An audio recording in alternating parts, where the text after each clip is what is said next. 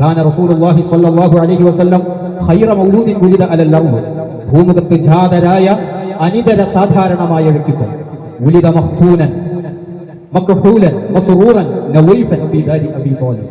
ഉലിദ സ്വല്ലല്ലാഹു അലൈഹി വസല്ലം, നബി സ്വല്ലല്ലാഹു അലൈഹി വസല്ലം തങ്ങൾ പ്രസവിക്കപ്പെട്ടത് മഖ്തൂനൻ ചേലാകർമ്മം ചെയ്യപ്പെട്ടവരായി, മസ്റൂറൻ പൊക്കിൽ കൊടി മുറിക്കപ്പെട്ടവരായി, മക്ഹൂലൻ ഇരു കണ്ണുകളിൽ നയനങ്ങളിൽ സുറുമ ധരിച്ചവരായി, നവീഫൻ വൃത്തിയുള്ള സാഹചര്യം. വലം തജിദ് ആമിനത്തു റളിയല്ലാഹു അൻഹാ ഇൻദ ഹംലിഹി വബളഇഹി ഫി അലം വല അലമ. നബി സല്ലല്ലാഹു അലൈഹി വസല്ലമ തങ്ങളെ പ്രസവിച്ച സമയത്തോ ഗർഭധാരണ സമയത്തോ ഒരു തരത്തിലുള്ള വേദനകൾ ബേജാറുകൾ ആമിന ബീബി റളിയല്ലാഹു അൻഹ അനുഭവിച്ചിട്ടില്ല. വകാന ജദ്ദുഹു അബ്ദുൽ മുത്തലിബ്, നബി സല്ലല്ലാഹു അലൈഹി വസല്ലമ തങ്ങളുടെ പിതാമഹനായ അബ്ദുൽ മുത്തലിബ് സമയത്ത് യതൂഫു ബിൽ കഅബ, കഅബ വലയം ചെയ്യുക, തവാഫ് ചെയ്യുക. ഇത് അർസലത്ത് ഇലൈഹി ആമിന റളിയല്ലാഹു അൻഹ. ആമിന ബീബി അന്നേരത്ത് ഒരു ദൂതവാഹകനെ പറഞ്ഞയച്ച, സന്ദേശവാഹകനെ പറഞ്ഞയച്ച. ഓടിക്കിതച്ച് സന്തോഷത്തോടുകൂടി അത്യാഹ്ലാദത്തോടുകൂടി ഓടിക്കിതച്ചെത്തി. ആമിന ബീബി പറയാണ്, യാ അബൽ ഹാരിസ് ഉലിദ ലക മൗലൂദ്, അങ്ങേക്ക് ഒരു കുട്ടി ജാതനായിട്ടുണ്ട്, ഒരു കുട്ടി ജനിച്ചിട്ടുണ്ട്, വല്യുപ്പയാണല്ലോ, പിതാവ് മുന്നേ വഫാത്തായി. ലഹു അംറുൻ അജീബ്, ആ കുട്ടിയുടെ കാര്യം അത്യത്ഭുതമാണ്. ഉടനെ ബേജാറോടുകൂടി പ്രാണത്തോടുകൂടി ചോദിക്കുന്നു, അലൈസ ബശറൻ സവിയ്യ, അംഗവൈകല്യമുണ്ടോ, പ്രയാസങ്ങളുണ്ടോ, ബുദ്ധിമുട്ടുകളുണ്ടോ? ആമിന ബീബിയുടെ മറുപടി നഅം, ഒരു പ്രശ്നമില്ല, ഒരു ബുദ്ധിമുട്ടില്ല.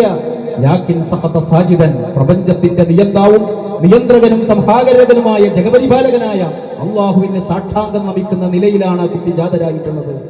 സുമ്മ റഫഅ റഅസഹു വഇസ്ബഅഹി ഇല സമാ, ജന്മാനന്തരം ഇരു നയനങ്ങളും വിരലുകളും വാനലോകത്തേക്ക് ഉയർത്തി അല്ലാഹുവിന്റെ തൗഹീദ് പ്രഖ്യാപിക്കുന്നുണ്ട്.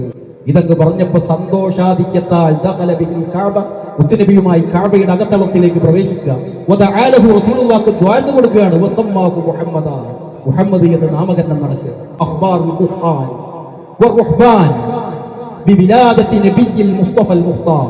നബി സല്ലല്ലാഹു അലൈഹി വസല്ലം തങ്ങളുടെ ജന്മം സംബന്ധിച്ച് ജൂത പണ്ഡിതന്മാർ, ഖദമുൽ ജിന്ന്, ക്രിസ്തീയ പുരോഹിതന്മാർ എല്ലാവരും വിവരം പറയുകയാണ്. തനക്കുസുല്ല സുനാമി അലാ റൂസിഹിം, വിഗ്രഹങ്ങൾ മുഴുക്കയും തല കീഴായി മറിയ. അതേക്കുറിച്ച് മഹാത്മാക്കൾ പഠിപ്പിച്ചത് ഇഷാറ, അതൊരു സൂചനയാണ്. ബിവിലാദത്തി നബിയിൽ, ഒരു മഹാപ്രവാചകന്റെ നിയോഗം, ജന്മം. യുഖ്രിജുന്നാസ മിൻ ഇബാദത്തിൽ ഔസാനി ഇലാ ഇബാദത്തിർ റഹ്മാൻ, വിഗ്രഹപൂജയിൽ നിന്ന്, ബിംബപൂജയിൽ നിന്ന് ജഗപരിപാലകനായ പ്രപഞ്ചത്തിന്റെ നിയന്താവും നിയന്ത്രകനും സംഹാരകനുമായ അല്ലാഹുവിന്റെ ആരാധനയിലേക്ക് വഴി നടത്തുന്ന മഹാപ്രവാചകന്റെ നിയോഗത്തെ സംബന്ധിച്ചുള്ള സൂചനയാണ്, സുവിശേഷമാണ്, സന്തോഷമാണ്. ഒട്ടനവധി അത്ഭുത സംഭവങ്ങൾ. ഇർത്തിജാസു ഈവാനി കിസ്റ, കിസ്റ കോട്ട കത്തോളം പ്രകമ്പനം കൊള്ളുകയാണ്. അതിൽ നിന്ന് 14 ഗോപുരങ്ങൾ നിലംപതിക്കുകയാണ്. റോമാ സാമ്രാജ്യം ലോകം അടക്കി ഭരിച്ച തിരുനബി സല്ലല്ലാഹു അലൈഹി വസല്ലം തങ്ങളുടെ ജന്മാനന്തരം 2000 ആണ്ട് മുന്നേ നിരന്തരം ഭരണം നടത്തിയിരുന്നവർ, റസൂലുള്ളാഹിന്റെ ജന്മാനന്തരം 14 രാജാക്കന്മാർ മാത്രമാണ് ഭരിച്ചത്. 14 ഗോപുരങ്ങളാണ് ജന്മസമയത്ത് നിലംപതിച്ചത്. ഇങ്ങനെ ഒട്ടനവധി അത്ഭുത സംഭവങ്ങൾ. നൂറുണ്ട് ഖറജ മിൻ ആമിന, ആമിന ബീവിയുടെ പരിശുദ്ധ ജബീനത്തിൽ നിന്നൊരു പ്രകാശം പുറപ്പെടുക. കാതങ്ങൾക്കകലെയുള്ള കുസൂറു ബുസ്റ, ബുസ്റ കോട്ട കൊത്തളങ്ങൾ അതിൽ പ്രകാശിക്കുകയാണ്. 2 തവണ ആമിന ബീവി അത് കണ്ടിട്ടുണ്ട്. ഒരു തവണ ഗർഭധാരണ കാലയളവിൽ, 2ാമത്തെ തവണ മുത്തുനബിയെ പ്രസവിക്കുമ്പോൾ 2 തവണ മുത്തുനബി സല്ലല്ലാഹു അലൈഹി വസല്ലം തങ്ങൾ ബുസ്റയിലേക്ക് യാത്ര ചെയ്തിട്ടുണ്ട്. എന്താ ബുസ്റക്കുള്ള ചരിത്ര പ്രാധാന്യം? وكانت بصرى إذ ذاك قصبة البلاد العربية التي كانت تحت حكم الرومان. റോമാ സാമ്രാജ്യത്തിന്റെ കീഴിലുള്ള പ്രദേശങ്ങളുടെ തലസ്ഥാന നഗരിയായിരുന്നു അക്കാലത്ത് ബുസ്റ.